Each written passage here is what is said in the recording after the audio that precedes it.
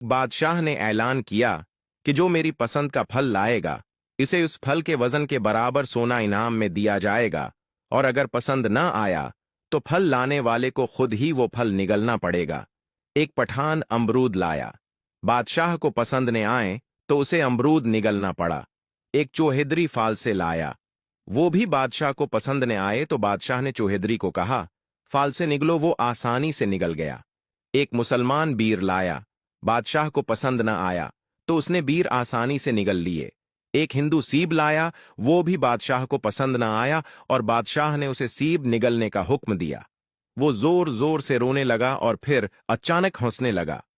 बादशाह हैरान हुआ और वजह पूछी तो वो बोला, रोता उस लिए हूं कि मैं ये सीब नहीं निगल सकता, और हंसता उस लिए हूं कि बाहर एक सरदार जी तरबूज लेकर आ रहे हैं।